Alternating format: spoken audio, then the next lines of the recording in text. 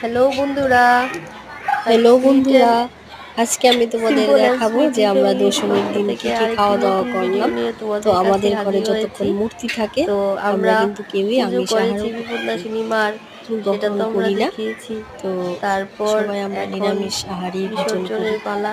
তো তো যতক্ষণ আমাদের ঘরে মূর্তি থাকে কি ততক্ষণ কি আমরা রইলো কিন্তু সবাই তোমাদের দেখাচ্ছি। নিরামিষ ফ্রাইড ভোজনই রাইস, করি। তো প্রসাদ তো তারপর তোমাদের বেগুনি, দেখাতে পারিনি। আর হচ্ছে আজকে তোমাদের দেখাবো যে আমরা নিরামিষ ভোজে কি কি বেগুনি, রাখলাম, এবং আমার পটল বর এবং সেটা পনির এনজয় দিয়ে করছে। তরকারি, দেখে নাও চাটনি, সবাই কি আর আছে। রয়েছে ঢেঁড়সের বেগুনি।